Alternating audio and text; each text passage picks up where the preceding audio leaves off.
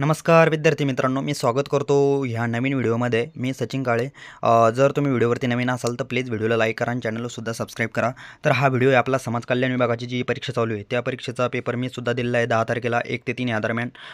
तर हा पेपर कसा होता आणि ह्या पेपरच्या अंदाजानुसार प्रत्येक विषयाची पातळी काय होती आणि एक्सपेक्टेड कट ऑफ काय जाऊ शकतो, सेफ स्कोर काय असू शकतो, ह्याविषयी मी तुम्हाला काही सांगणार आहे. आणि पुढे गेल्यावरती मराठीचे 20 क्वेश्चन मी तुम्हाला कन्फर्म करणार आहे माझ्या शिपमध्ये. जर कोणी असेल माझ्या शिपमध्ये तर त्यांनी नक्कीच कन्फर्म करा, कारण जे काही टॉपिक येतं आहे याचा तुम्हाला नक्कीच फायदा होईल. तर हे बघू शकता तुम्ही, माझं ॲडमिट कार्ड आहे. याच्यामध्ये बघू शकता 10 तारखेला माझा पेपर होता. 1 ते 3 ह्या दरम्यान माझी शिफ्ट होती. 12:30ला रिपोर्टिंग टाईम संपत होता आमचा. आणि वॉर्डन अँड सुपरिटेंडेंट या संवर्गाचे ते पेपर चालू होते तेव्हा. आणि अजून एक पेपर माझा बाकी जो की 17 तारखेला आहे. तर याच्यामध्ये जर आपण पातळीनुसार जर गेलं पेपरमध्ये तर पेपर हा बऱ्यापैकी मॉडरेट लेवलचा आहे. आणि त्याच्यामध्ये काही सेक्शन हे थोडे डिफिकल्ट लेवलचे पण आहे. जसं की मॅथ रिजनिंगमध्ये खरोखर मॅथ आणि रिजनिंग दोन्ही पण यायला पाहिजे होतं, पण त्यांनी फक्त आपल्याला दिलेलं आहे मॅथ. तर मॅथ दिलं असल्यामुळे, आणि मॅथ पण अशा लेवलचं देते ती की जे की सरळ सेवेमध्ये पहिले येत होतं मॅथ, त्या लेवलचं मॅथ नाही. बऱ्यापैकी त्यांनी त्याला अप केलेलं, डिफिकल्ट केलेलं आहे. त्यामुळे मॅथ पण बऱ्यापैकी हार्ड जाते विद्यार्थ्यांना. आणि मॅथमध्ये जवळजवळ 15 ॲक्युरेट येणं हे पण विद्यार्थ्यांना टफ जाते, कारण त्याच्यामध्ये समीकरणं विचारले जाते. ज्यांनी समीकरणांचा अभ्यास केलेला आहे, बीजगणित ज्यांचं थोडंफार चांगलं आहे त्यांनाच त्याची उत्तरं शोधता येते. बऱ्यापैकी ते काय भूमिती विचारत नाही, पण समीकरणं विचारत असल्यामुळे आपल्याला ती अवघड जात आहे. त्यानंतर दुसरा विषय आपला इंग्लिश घेऊ. तर इंग्लिशमध्ये बऱ्यापैकी इंग्लिशला थोडंसं अप केलं आहे, जे आहे की पॅसेजमध्ये आणि आपले जे आपल्याला सेंटेन्स अरेंजमेंट करायचे असते त्याच्यामध्येच त्यांनी थोडंफार आपल्याला अप केलेलं दिसते. नंतर बाकी जो पेपर आहे सिनोनिम अँटोनिममध्ये पण थोडंसं मला वाटतं एखादा शब्द त्यांनी थोडा अवघड देण्याचा प्रयत्न केलेला आहे. पण बऱ्यापैकी जसं टीसीएस घेत होता अगोदर मॉडरेट लेवलची इंग्लिश असायची त्याच पद्धतीने, फक्त ज्यांचा अभ्यास नसतो इंग्लिश, ज्यांना थोडीफार पहिले सुरुवातीपासूनच मुळातच अवघड जाते त्यांना अजूनच अवघड जाणार. तर मित्रांनो, ह्या वेळेला तुमची तयारी चालू ठेवण्यासाठी PWMPSCवाला घेऊन आता आहे एक धमाकेदार ऑफर. MPSC राज्यसेवा आणि कंबाईनच्या सर्व नवीन बॅचेसवर मिळणार 80% धमाकेदार डिस्काउंट. या सर्व बॅचेसमध्ये तुम्हाला मिळणार live classes, daily practice papers, daily mains practice, class notes, full length test, PYQ analysis आणि अजून भरपूर काही. आणि जास्त अजून डिस्काउंट मिळवण्यासाठी तुम्ही माझा कुपन कोड SK1000 वापरू शकता आणि अजून एक्स्ट्रा डिस्काउंट 1000 रुपयापर्यंत तुम्ही मिळवू शकता.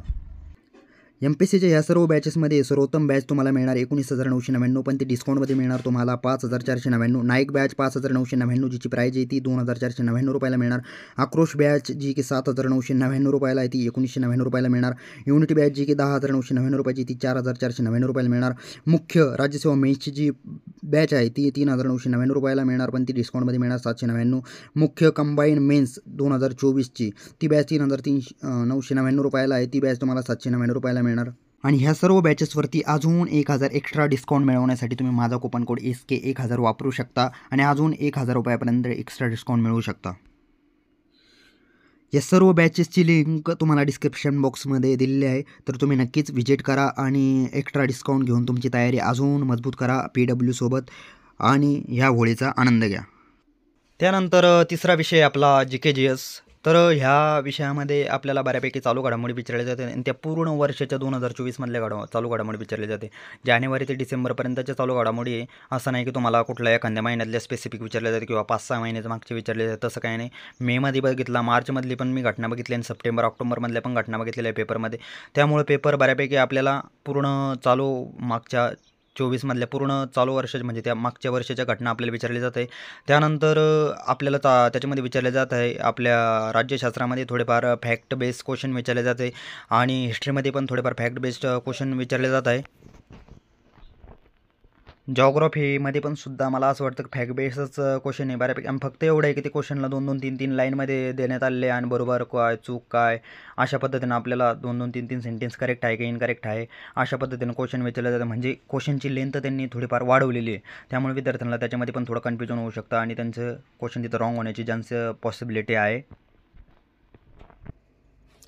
त्यानंतर मराठी मित्रांनो, मराठीमध्ये आपल्याला समास विचारलेले आणि मराठीचे मी जवळजवळ 20चे 20 क्वेश्चन तुम्हाला घेऊन आलेले. तर ह्या 20 क्वेश्चनमधनं तुम्हाला जर वाटलं की हे क्वेश्चन चुकीचं आहे तर तुम्ही नक्कीच मला कमेंट सेक्शनमध्ये त्या दिवशी ज्यांनी पेपर दिला असेल ते कमेंट करून दुरुस्ती मला कळवू शकता. आणि अजून काही क्वेश्चन तुम्हाला आठवत असतील ते पण तुम्ही नक्कीच कमेंटमध्ये सांगू शकता. आणि बाकी विषयाचे पण जर तुम्हाला अशा पद्धतीनं क्वेश्चन पाहिजे असेल, कारण मी रिमेंबर केलेले आहेत आणि ते नंतर लिहून वहीवरती ठेवलेले आहेत, जर तुम्हाला ते पाहिजे असेल तर नक्कीच तुम्ही मला कमेंट करून सांगू शकता की हा कुठल्या पद्धतीनं कुठले टॉपिक आले हे तुम्हाला याच्यामधनं समजू शकतं. त्यामुळं मी ते पण टॉपिक लिहून तुम्हाला कळवू शकतो. तर ह्यामध्ये मराठी समास यावत जीवन हा शब्द आलेला आणि याचं अव्ययभाव समास हे त्याचं उत्तर होतं. त्यानंतर दोन्ही महत्त्वाचे म्हणजे दोन्ही पदे महत्त्वाचे नसून तिसरेच पद प्रधान असते, तर ते बहुव्रीही समास असतो. वाक्याच्या प्रकारामध्ये एक जर-तरचं वाक्य होतं आणि ते संकेतार्थी वाक्यामध्ये जात होतं. सरळ-सरळ त्याचं उत्तर दिलं होतं आणि केवळ वाक्याचं उदाहरण होतं. त्याच्यामध्ये किंवा आणि जोडलं होतं, पण ते पूर्ण म्हणजे 2 वाक्याला तोडीत नव्हतं ते. त्यामुळे ते केवळ वाक्याचंच उदाहरण होतं. नंतर उतारा होता, बायणाबाईंच्या जीवनावरती उतारा होता. एकदम सोपा असा उतारा होता. 4 प्रश्न होते. त्याच्या अंतर्गत नंतर अलंकार होते. एक अनुप्रास अलंकार होता आहे. दामोदर दासादे अनुमोदन ही हराबाया नवरी, दादा सदैव दावी दारा करीती स्वयं सदैव बरे. अशा पद्धतीनं आपल्याला अनुप्रास अलंकाराचं एक उदाहरण होतं. तर नंतर परत अर्थश्लेषचं पण उदाहरण होतं एक. तू मलिन कुटील निरस जड ही पुनर्भवनी ही कच साध. अशा पद्धतीने एक उदाहरण होतं आपल्याला आणि हे दोन्ही पण माझे बरोबर. आणि एक अजून अलंकार होतं, ते मला काही आठवत नाही. तो जर तुम्हाला आठवत असेल तर नक्कीच तुम्ही मला कळवू शकता. त्यानंतर समानार्थी, विरोधार्थी याच्यामध्ये आणि शब्दसमूह असतील किंवा आवाज असतील याच्यामध्ये आपल्याला विचारलेले दुर्भिक्ष. तर त्याच्यामध्ये दुर्भिक्ष म्हणजे ज्याला काहीच भेटत नाही अशा पद्धतीचा त्याचा अर्थ होतो आणि त्याच्यामध्ये खाली ऑप्शनमध्ये आम्हाला सोबत्ता हे दिलेलं. तर मला वाटतं त्याचं तेच उत्तर असणार. आणि अजून काही क्वेश्चन असेल सिनॉनिम अँटोनिम्स विरुद्धार्थी समानार्थीमधले तर तुम्ही नक्कीच मला कळू शकता. नंतर मोरांचा काय असतो, तर मोरांचा केकराव असा हा केकराव का केकवले अशा पद्धतीने सोपं ऑप्शन आपल्याला दिलेलं होतं.